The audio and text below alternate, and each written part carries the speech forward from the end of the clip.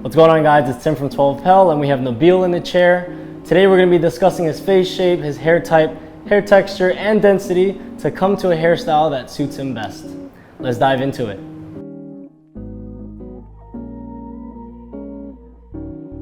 All right, Nabil, so how we determine the face shape is we look at the corners of the forehead and relative to the cheekbones and the jawline.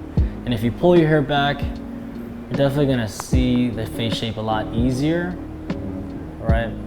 So what we see here is an oval face shape. And when it comes to oval face shapes, right, the main idea is structure.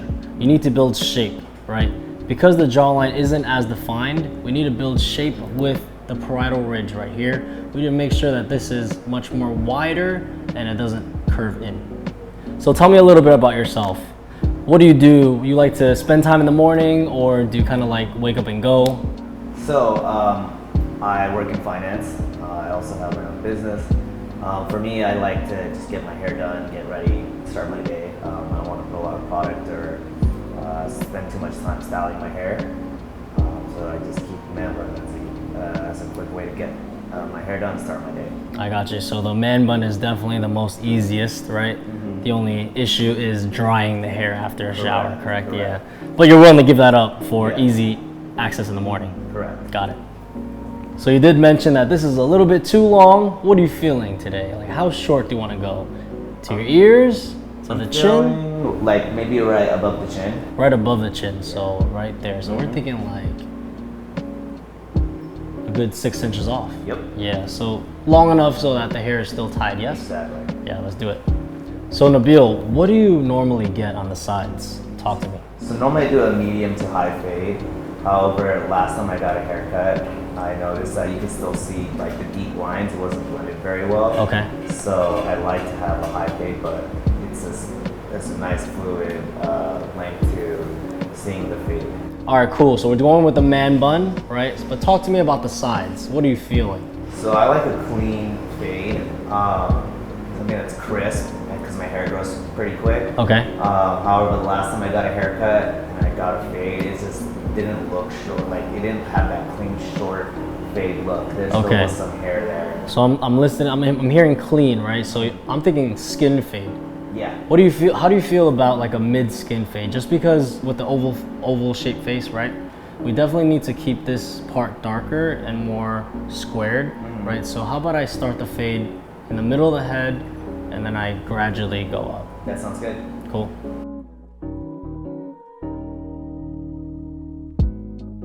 After the consultation, the next step should always be to grab your water spritzer and wet the top of the hair before grabbing your shears. That way the hair is easily sectioned off and is easier to pull. Nabil expressed to me that he wants his hair up to his chin, so he's taking off about 6 or 7 inches. Each time I cut one section, I'm using that and grabbing another section before I cut it. This happens all around the head until it is even. And in order to double check my work, I always comb through the sections to make sure there's no hair left behind. For me, if the client knows what the hairstyle they're going for, I love to take care of the top first before I go into the sides and back.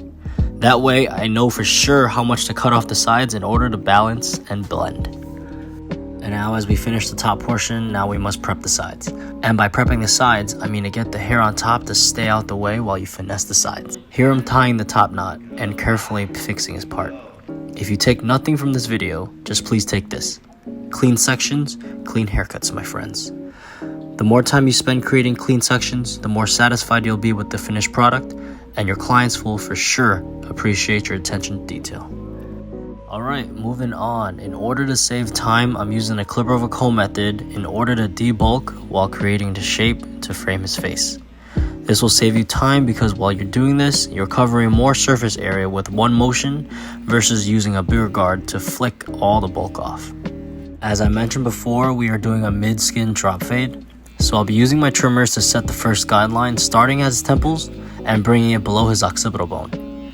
Make sure that your first guideline is even on both sides in order to create symmetry. Nobody wants to have uneven sides. And after that, I'm going to grab my shavers and bald out everything up to that first guideline. Here's a pro tip. Leave about ½ an inch of stubble left before that guideline so that there's a slight gradient from skin to stubble. Next, I'm going to use my clipper without a guard and open it. When fading, it's important that I keep my elbows tight and my wrist loose. This method ensures that I don't go higher than I'm supposed to. I'm going to flick out using a C-stroke motion in order to fade as I go higher. And when that section is done, I'm going to grab the one guard, and with the same technique, I'm going to fade away another inch upwards. Nothing new, grabbing the next guard up, 1.5, and doing the same.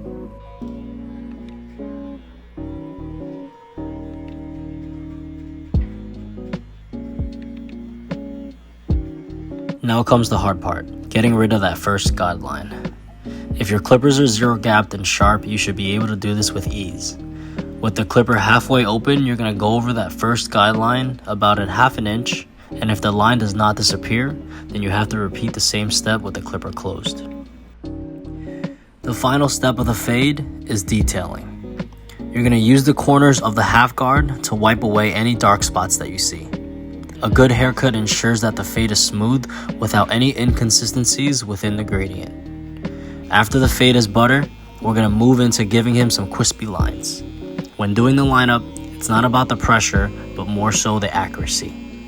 Be sure to use your middle finger as a lever in order to maintain stability. Feel free to go over the same spot a couple times to achieve that solid line. Alright guys, thanks for watching. I hope you guys enjoyed the video. If you have any questions, drop a comment below and we'll see you on the next one.